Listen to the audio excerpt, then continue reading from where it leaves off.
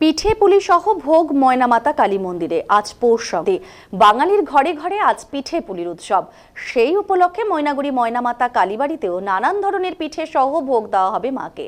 সন্ধে নাগাদ এই ভোগ দেবে পুরোহিত। সেই উপলক্ষে মন্দিরে চলছে নানা ধরনের পিঠে সহ অন্যান্য জিনিস তৈরির প্রস্তুতি। মন্দির সূত্রে জানা গেছে, প্রতি বছর পৌষ সংক্রান্তির দিন মন্দিরে ভিড় হয়।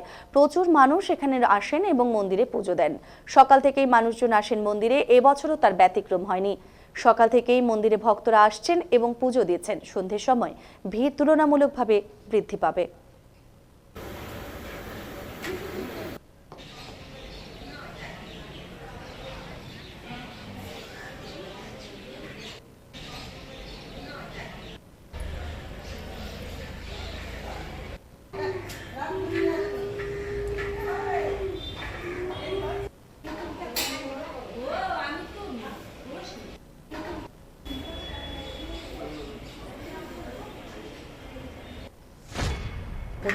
মার মন্দিরে করাচ্ছি, মাকে পিঠা খাওয়াবো, নানান রকম পুলি পিঠা। কোন মন্দির এটা? এটা ময়নামাতা কালীবাড়ি।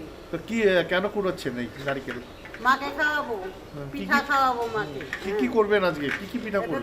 পাটি সাপটা করবো, মালপা করবো, তারপরে নানান রকম করবো আর কি। এমনি ভোগ তো থাকছেই। হ্যাঁ, এমনি বুক খাচ্ছে, এটা রাত্রিবেলা হবে বানায়া।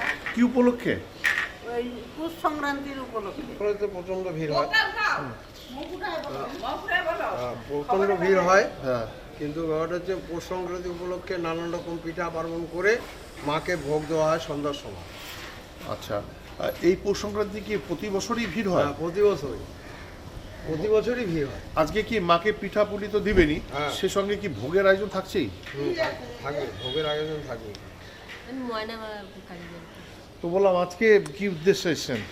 পৌষ সংক্রান্তি তো একটু তিল দিয়ে মাকে পূজা দিয়ে গেল। প্রতিবার পৌষ সংক্রান্তিতে আসেন এখানে?